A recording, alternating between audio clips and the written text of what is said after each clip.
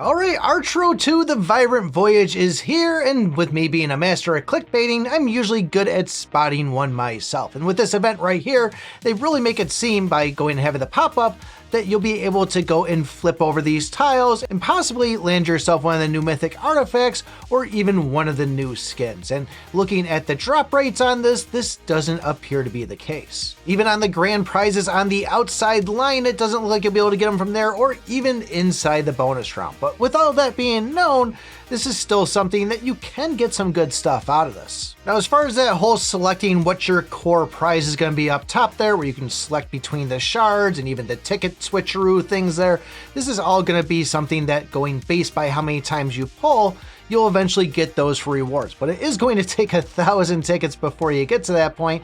Really, the main thing you'll be doing here is going to be more focused on the bingo board. Now, a majority of what you're going to be flipping over is going to be these Wayfarer marks. This is what we're going to go over and use inside the exchange shop, and this is really what you're going to be getting for mainly your rewards on it. You can also get both epic and rare shards inside here too, so just for kind of the artifacts we have every day that we're getting things from, so you might get lucky and happen to see one of those. Getting 5 tiles flipped over in a row will go and run into a grand prize. You will get that, and once you go and get 3 of them, the board's going to reset. So as far as the rewards on this normal board, it's pretty much going to be rune shovels, chromatic keys, wish coins, some tickets that we can go and use to flip over more of these things, and also some more of those Wayfarer points. You'll also notice that we have the sky balloon tickets out there. Landing 3 of those will go and take you into the special round. Now, if you don't hit 3 of them, you only hit 1 of them, or maybe even 2, those will get converted into those Wayfarer marks, and you'll get 150 for each one of those. But if you do get lucky enough and hit 3 of them there, that will take you into the special round, and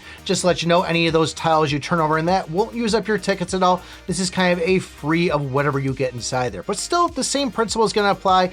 You want to get 3 lines, you get the grand prizes, and then you'll get kicked back to the normal one. Now, for the tiles you flip over in there, they're pretty much going to be the same as the normal ones. You tend to get a little bit more of the Wayfarers on it, and even the drop rates are a little bit better for getting those epic and rare artifact shards. Well, at least the epic ones are a little bit better. The rare one actually has a worse drop rate. But still, the big goal on this is to go and get those grand prizes on the side, which tend to be a little bit better than what we had on the normal one. Still, no legendary outfits or even those mythic shards in here. Instead, you'll be seeing things like random legendary artifacts or random epic runes. There still is promise runes and then regular rune shovels in there too, and still, once again, wish coins. You do also have the chance of getting epic hero shards, but it won't be the full hero, it'll just be a portion of getting them. Then we also have the multiplier in there, and let's say you do get lucky enough and land on one of those. Let's say you hit a ×2 and ×3, you won't actually get a ×6, it's going to be ×5. And even if you do get lucky enough to get those multipliers, it's only going to apply to those Wayfarer marks that, once again,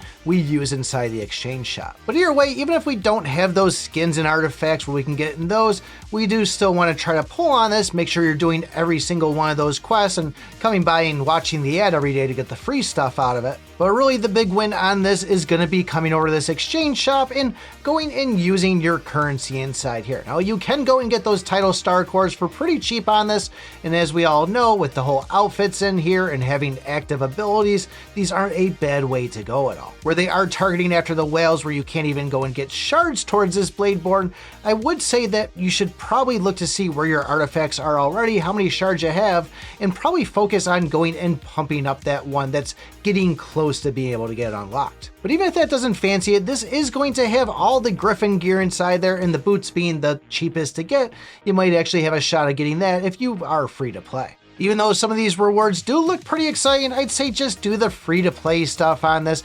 Maybe use a few gems on it just to kind of clinch that reward that you want, and hang on to any other ones. And the fact that we're getting Angler's Bounty later on in the month, which is coming with new etch runes, and we usually get decent stuff out of it. So don't get fooled on this one, save your gems for the Angler's Bounty, and if you want to know how the new Enchantium system works and getting those guaranteed mythics, you might want to take a look at this video right here. Thanks for watching, and remember, I pick my butt.